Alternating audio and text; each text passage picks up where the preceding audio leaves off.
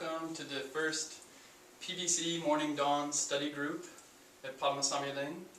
We've all gathered here. Venerable Khenpo Tsewang Rinpoche has asked the local sangha Padma Samye Ling. Now we've been gathering for about a year or so, 3 times a week doing study group. And so this is the first time Rinpoche has asked us to do a live broadcast or webcast. So we're here at PSL, and then thanks for joining. We'll do opening prayers to the lineage, and then we'll begin discussing. Our topic today is the first chapter of the Buddhist Path by Venerable Khenpo Tsewang Rinpoche, Venerable Khenpo Rinpoche, and we'll be discussing this first chapter, Taming the Mind. Thank you.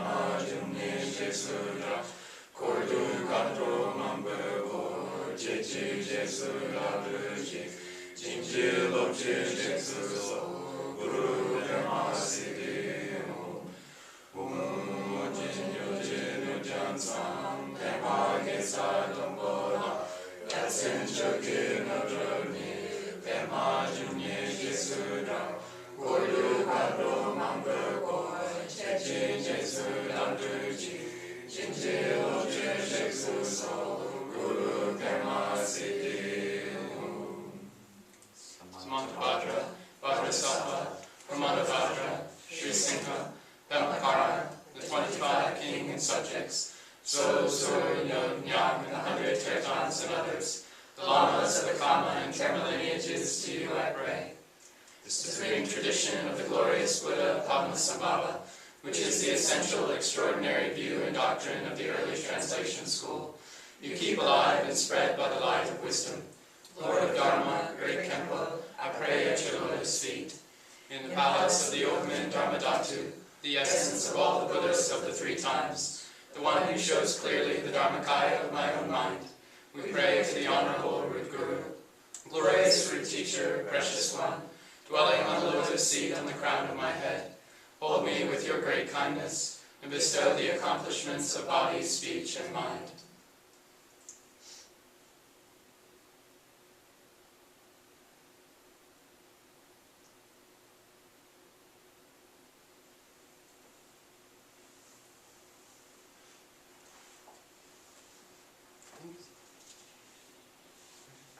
So then we'll begin this. We have 4 main points we'll be discussing today from this chapter, Taming the Mind. So would anyone want to read this first point? First point. Everything we experience, whether pleasant or unpleasant, is the result of causes and conditions related to the state of our mind. The mind produces all of our experiences and perceptions. When we tame the mind so that it rests calmly and clearly, then all our experiences are open and relaxed. When the mind is peaceful, then simultaneously the speech and body become peaceful. But if the mind is uncontrolled, then our words and actions are also out of control. Until we tame the mind, experiences of joy do not last more than a short time, no matter how many external supports we use. It is only by taming the mind that we can truly understand ourselves and others and find ultimate peace and joy. Pages 1, 2, and 3. What do people think?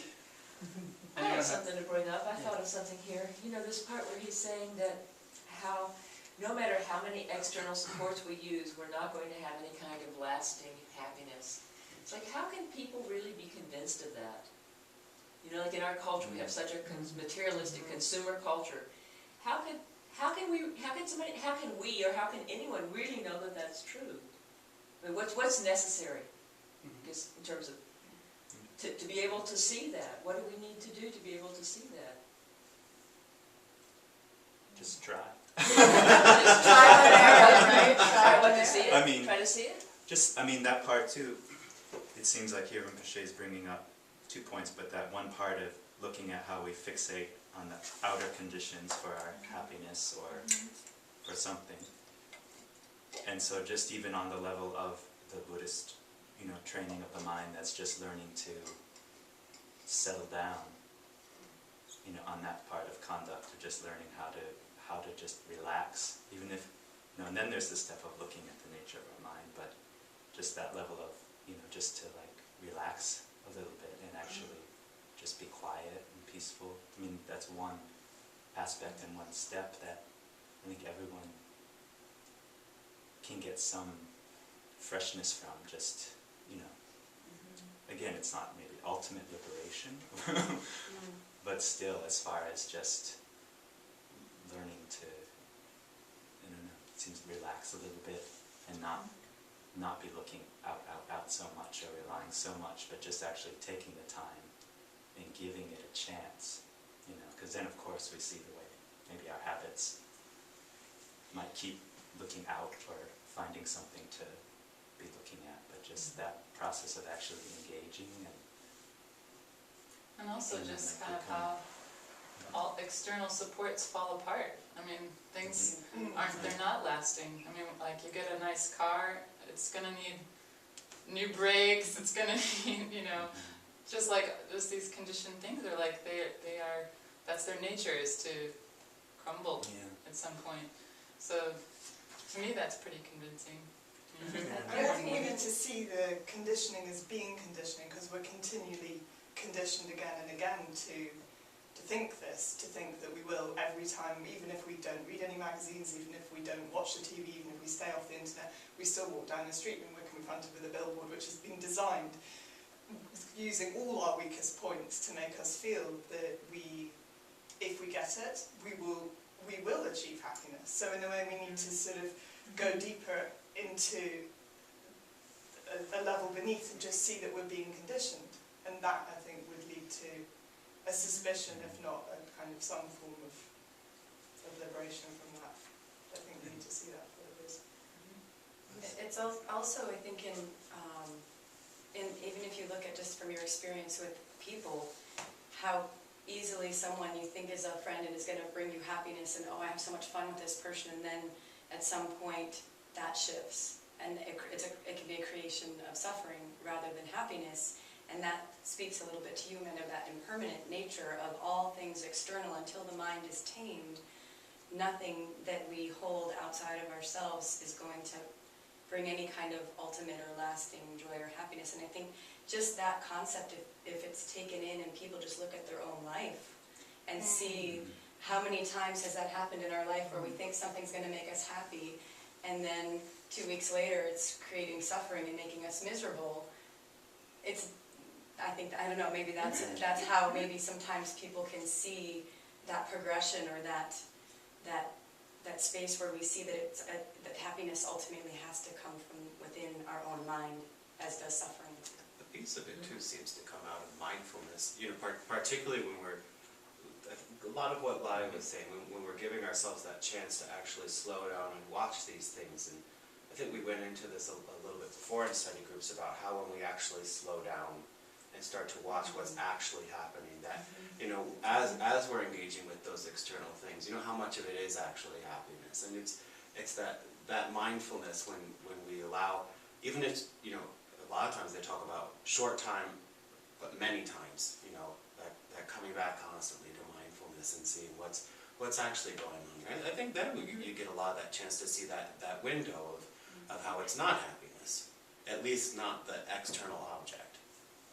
Or at very least it's temporary, at the very least. Yeah. And it seems like too, part of what, like when Anna was talking about, kind of just setting up like what helps us get there, just all the teachings on like the 4 thoughts that turn the mind toward the Dharma, toward the nature of our mind and of all phenomena, which impermanence is definitely one of them, and then also looking at, of course, all of just our favorable, beautiful conditions, both our outer conditions and our own inner qualities, our interest.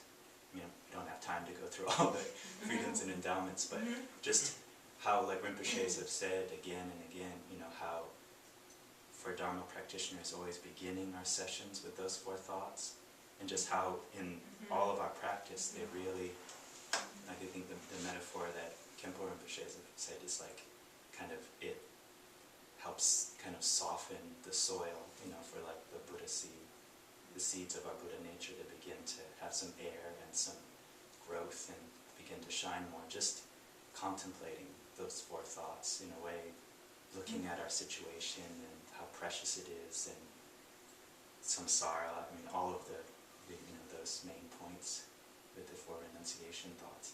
Just how it really kind of sets up those situations, it kind of widens our vision and helps us tune into our own goodness qualities, as well as like how kind of temporary and fleeting everything is, and how precious and beautiful it is too, kind of just really so well-rounded and full, like the way all the 4 thoughts kind of really set up those beautiful conditions that kind of bring like a breath of fresh air in a way, and then kind of inspire us to go deeper. But please. Well, on that same lines, like, I think part of it is we have to look at the context that we're in, like Trungpa Rinpoche said in Cutting Through Spiritual Materialism. Like, oftentimes in the West, like, or at least for most of us, we've had all these comforts our whole lives. So we're actually in a unique position to be able to be like, wait, this isn't enough. Like, I have everything I need, health, education, friends, etc. And still there's like something lacking. It's like the poverty mentality, like something's missing. But for some other people too, like maybe in other cultures or in this one, they never had those things. So for them, it might be a little more difficult because they want to get those things. Because they don't see that those things won't necessarily bring happiness because they're lacking their basic needs. So that's one part. But I think this poverty mentality of thinking that we don't have enough, or that we're not enough, or that we need, is it's a big habit, It's like I think it's good, but I think that uniquely the point we're at in history where we are really, really strongly conditioned from every side, and we're consuming more media than we ever have, and that, I think one of the big ways to get out of it is just to see why this conditioning is occurring, what vested interest is there in keeping us in a state where we continue to think, despite the fact that our experience proves us again and again and again that this is not reliable, that we keep clinging to the idea that it is reliable, and that we cling to concepts because we're frightened, and just accepting that as a society, from individual to group, we are frightened, and accepting that truth, and having the confidence and the bravery to confront confusion in the face of that, I guess, is important. Because I think, It's totally related to what you're saying. So what is it that is reliable? It's like, what's really the primary distinction between temporary happiness, lasting happiness, something unreliable, something reliable? Because it's like a key point that we really have to discern on the path and keep coming back to, like, really, well, what is lasting? Because it almost seems like there's impermanent happiness and then permanent happiness. But what is this permanent happiness? Because so many times in Buddhism, they really, at certain levels, say it's all impermanent. No, So what is this permanent happiness? The permanent, you have to, as a beginning of being a Buddhist practitioner, you're told to jump out of the safety net of all this conditioning, which, for all its horror, is fairly reassuring from time to time, even if only briefly. You're told to jump out of that into something that, to begin with, is extremely uncomfortable. You're told, right, okay, all this stuff that you're feeling, you not only have to feel that, you have to feel guilty for it, and also you don't have a self, and all this kind of stuff. And so you're jumping into something very uncomfortable from being, so you just, I guess, have to have faith, because you don't see what is permanent immediately. It takes practice. You need to move towards seeing that. And I think once you've felt that and experienced that, it's much easier to have joy in following the path there. That kind of intermediary stage where you've kind of leapt and you're not quite sure if there's a net, that's really quite a scary point for people, I think, Yeah, what I wanted to say, in fact, it ties into one of my question that I had when I read this. When we tame the mind so that it rests calmly and clearly, then all of our experiences are open and relaxed. So to me, that's the answer, that in the taming of the mind, when we reach that, are places in meditation practice that the mind becomes more rested, then we experience a sense of calm, peace, joy. There's a real sense of peace. Now, my question was, what does it mean for others in the group when Rinpoches say all of our experiences are open and relaxed? I just would like to hear, from other people what that might mean to them. I think it's that there's a saying that when you have a certain level of calmness or relaxedness in the mind, you can be in the eye of the storm and there can be chaos all around, but you can stay in that stability of that relaxed, open state no matter what the outward circumstances are. And I think that's the point of practice, is that kind of mind training and taming the mind, that no matter what external circumstances coming at you, whether it's anger, whether someone's coming at you with abuse, slander, whatever, that you've got the practice to have that stability in your own mind, to see that for what it is, to see the ultimate reality of whatever's going on here doesn't touch this at some point in the practice. If the mind is stable, open and relaxed in a stable way, is that what you think is, I don't know, is that permanent? Is that where that permanent happiness comes? I don't know. Stability can last for years and years and years and years, and then it can That's true. stop. That's true. So what is really the characteristic that makes it unchanging or permanent, really, not affected by causes and conditions? Because we can be temporarily stable, and that temporary stability, like for the God's realms, could last for billions of human years. So really, how are we to distinguish between really that lasting Is it outside of the wheel of life? I mean, is it when you exhaust all your karma and become liberated? Is that the only time that it's permanent, right? I mean, that's what the teachings kind of say, that once... Yeah. I don't know. It seems like, I don't sorry. know either. Just that I think that a piece of this, just a piece of it, is not the answer, is the attachment and the grasping. And that for me, it says experiences are open and relaxed. So to me, what that means is that there's this capability within us to not be holding on so tightly to what's happening. Because if you think of what our conditioning comes down to at a really deep level, it's basically safe, not safe, and we're just all the time trying to distinguish between, like, I want this, it'll make me more safe, I don't want this, it's going to attack me. So being open and relaxed is just losing that kind of fear that I think haunts everyone who's not in some kind of more steady state. I think a lot of things are kind of haunted by this feeling of feeling really profoundly unsafe, and I think that the feeling open and relaxed is just a kind of safety, that things aren't going to come and attack you, that if you don't, you cannot get this car and it's going to be fine, your wife is not going to leave you, it's going to be okay, all this kind of thing, you cannot buy this lipstick, you're going to be fine because you're fine as you are. I suppose a sense of contentment as you are and not. Just being content with the way things are. Yeah, not always having to sort of construct barricades against things and kind of decide what you want in and what you want, just... It seemed like two kind of main points I saw as I was reading this is Rinpoche in regards to taming the mind, or just relaxing more. There's these two aspects to taming the mind. There's like looking at the state of our mind, kind of like, which is like how we're perceiving things, how either limited or vast that might be, how much ignorance, aversion, attachment, hope, fear, all the worldly concerns that are there, kind of more state of mind. And then through the practice of learning to just kind of calm and stabilize the state of mind, we can begin to more clearly see that too is very temporary in a way. And then to the second aspect, which is seeing more the nature of our mind, which is maybe that's a little bit more, becoming more and more familiar with not just the state of our mind, but the nature of our mind.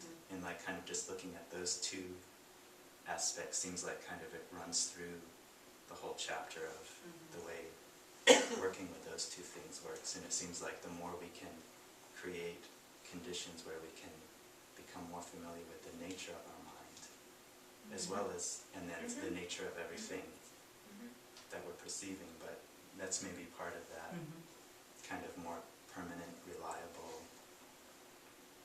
being so inseparable. Because I think it's only until we get to that point where we're talking about the nature, that's what's unchanging. Anything else is temporary. I mean, like the states, like you're saying, all the states are always changing. But I mean, that's what they say, is that only the nature is what's not changing. So. But even on subtle levels, isn't that changing? Even the Buddhists say there's still that evolution, and that even in the nature of mind is still evolving at some point? Yeah? No.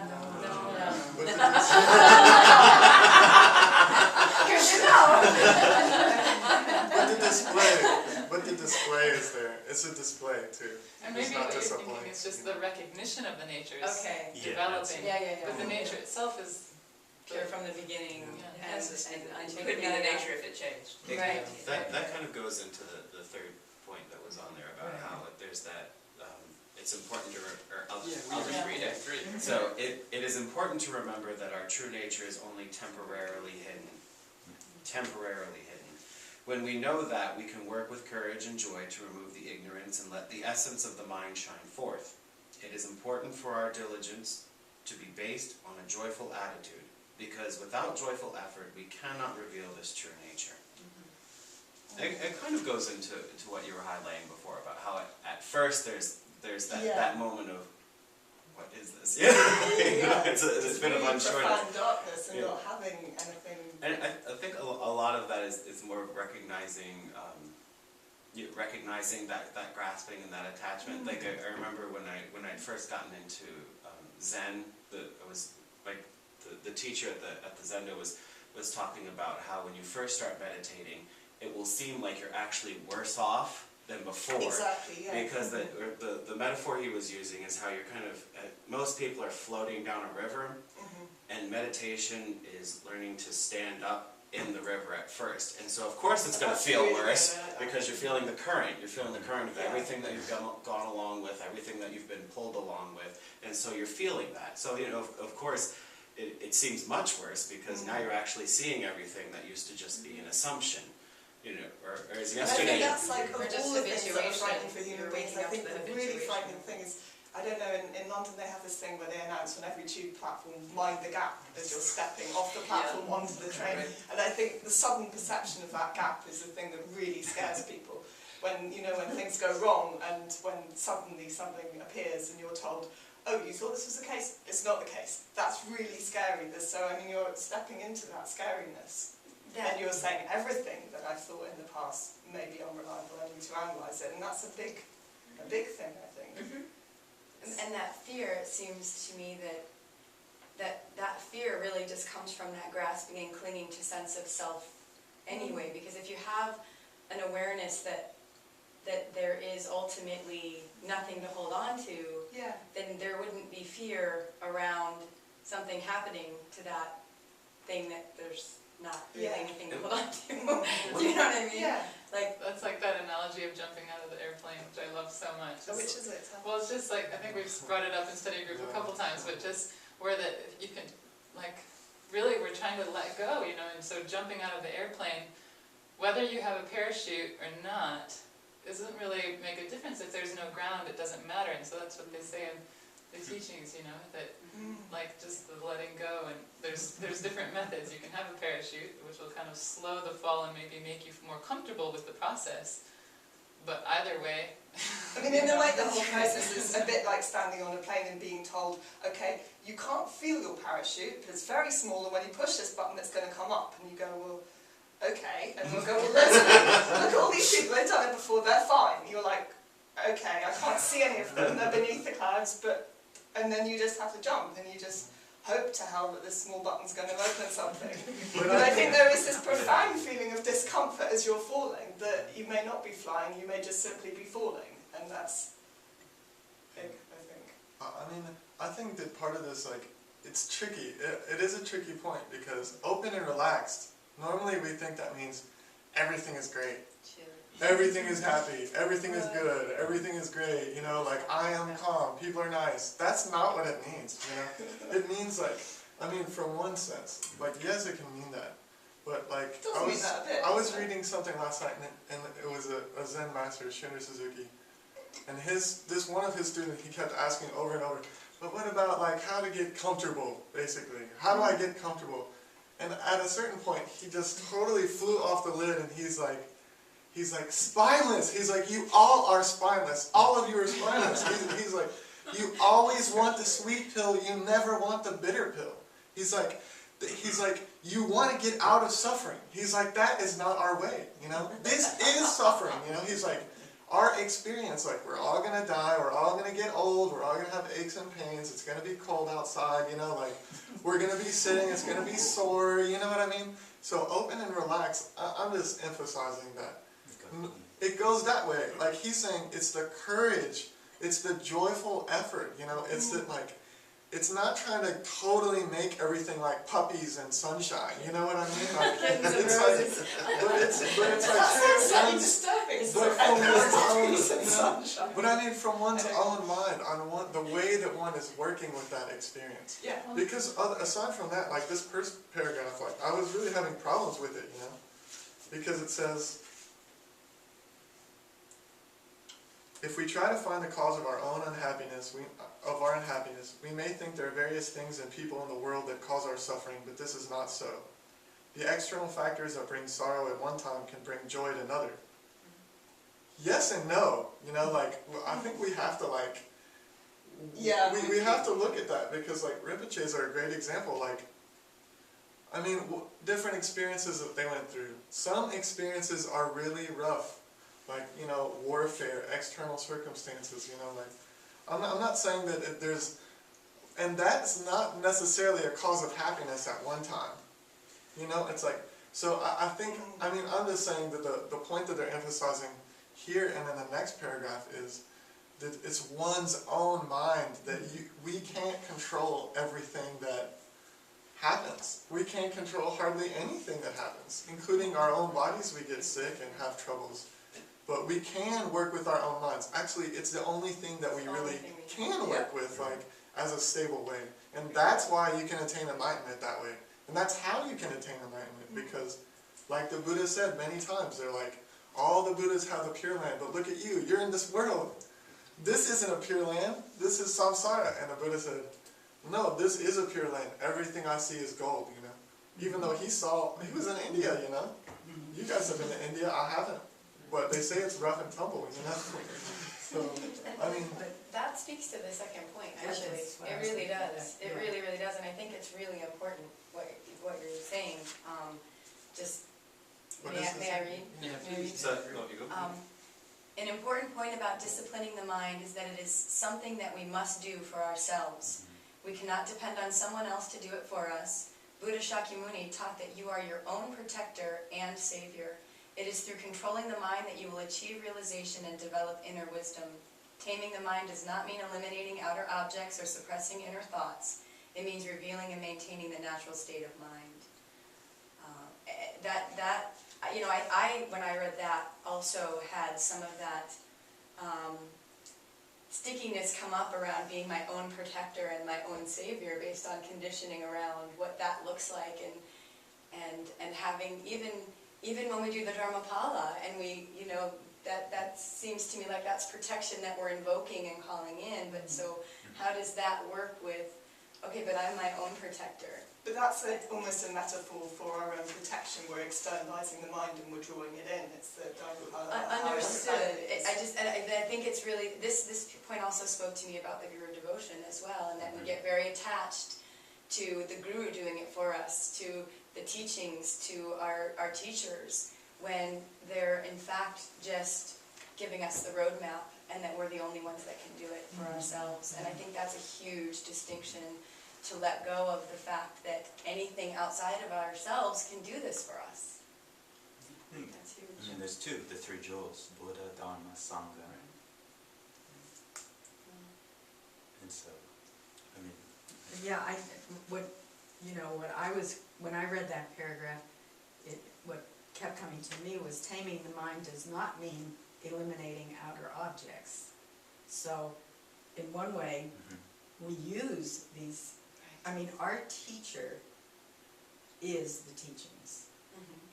And when we see it that way, it's a great help.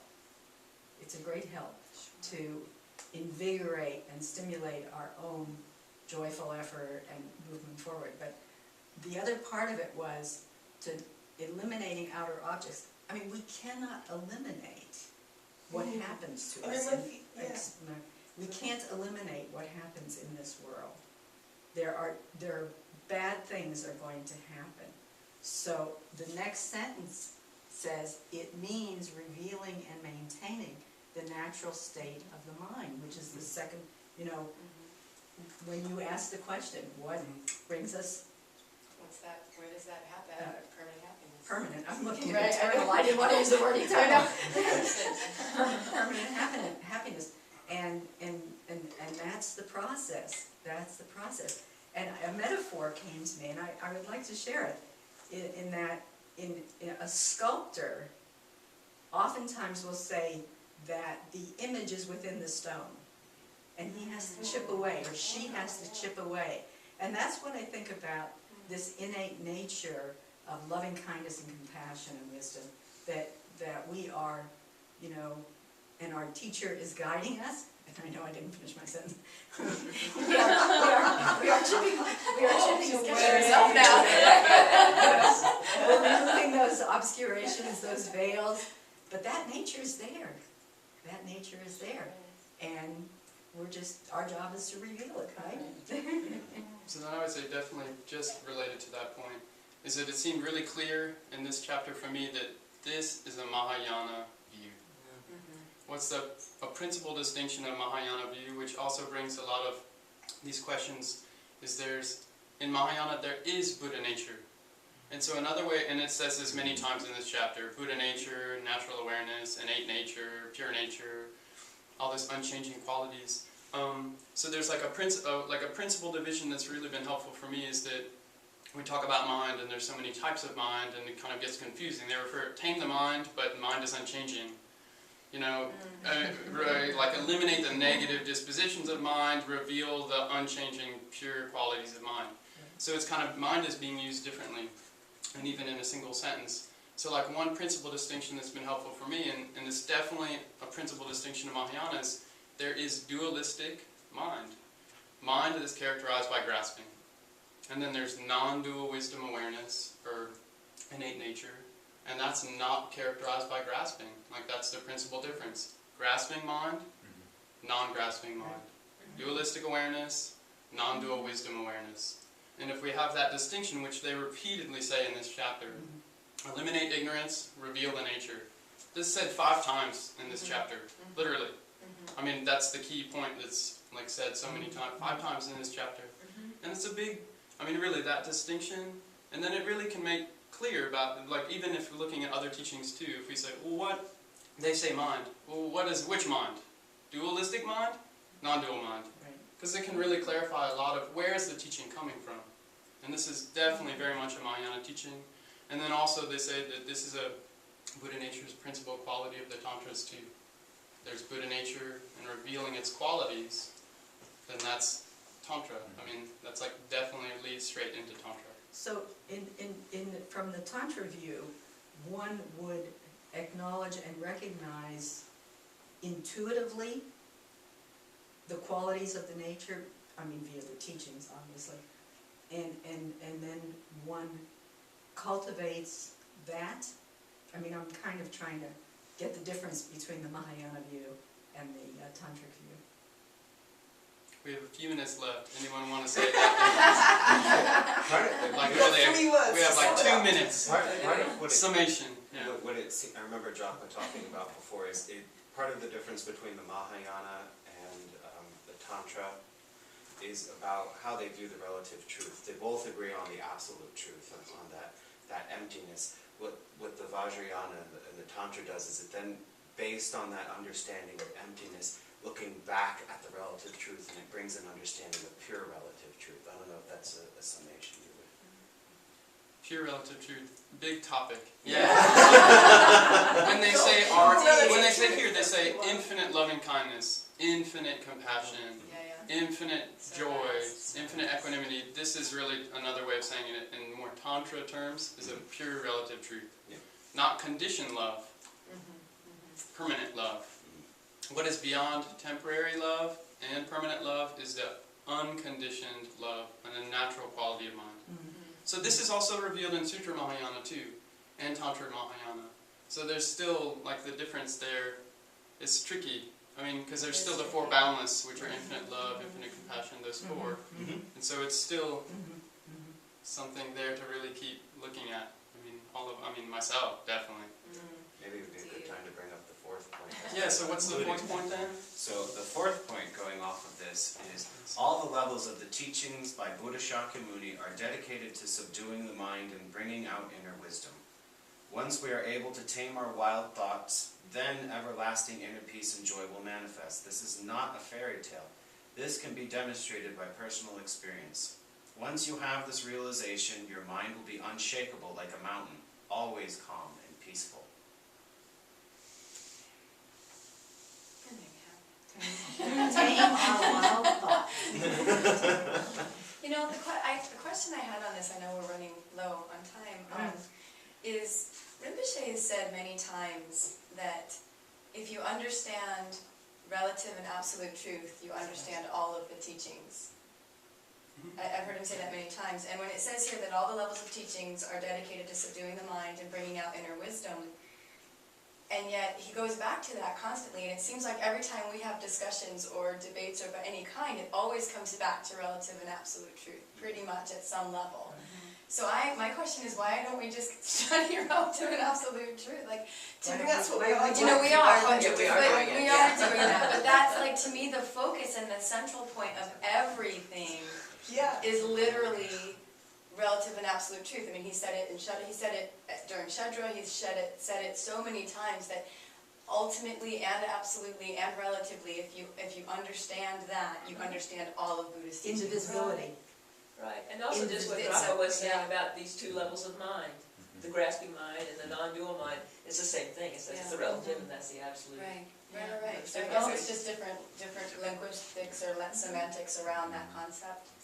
It's just all the teachings are different angles of presenting that. That's really true.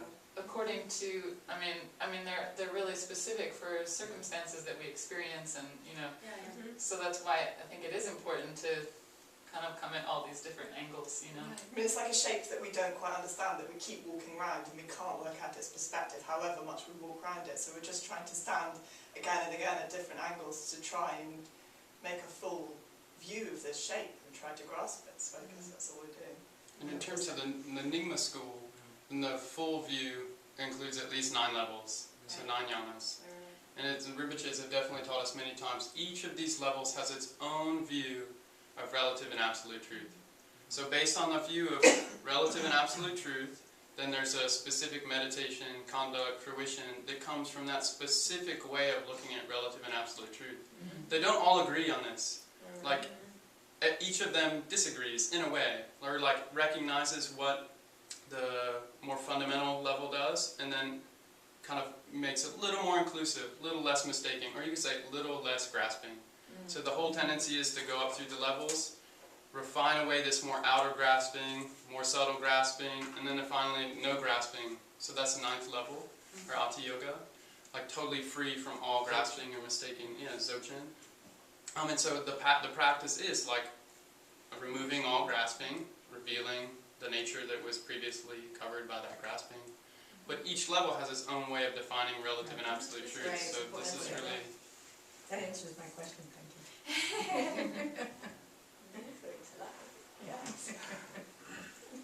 That's it. Want to do like silent meditation for just really quickly, and then we'll dedicate the merit.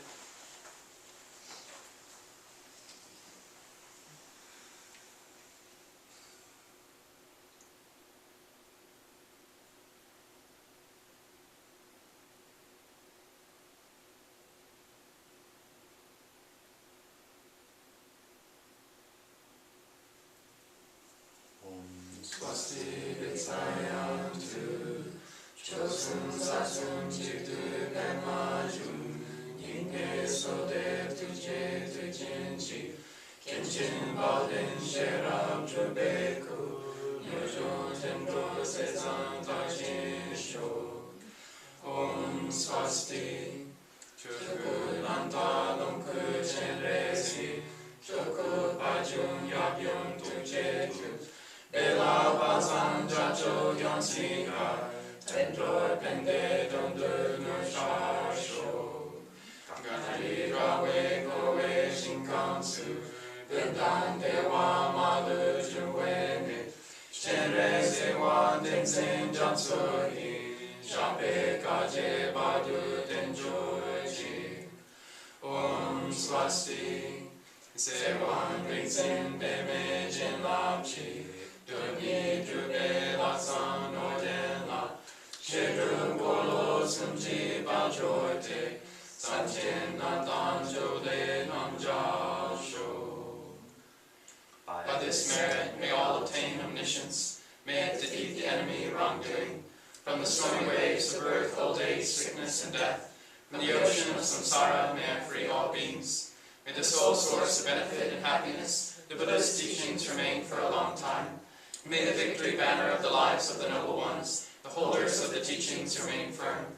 May all sentient beings always be joyful. May all births into the lower realms cease forever. May the wishes of all the Bodhisattvas and all the Bhumis swiftly reach fruition.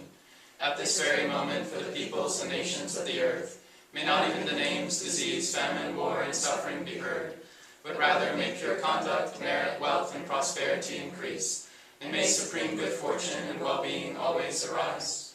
The precious bodhicitta, in those without it may it be generated, in those who have it may it never diminish, but always continue increasing.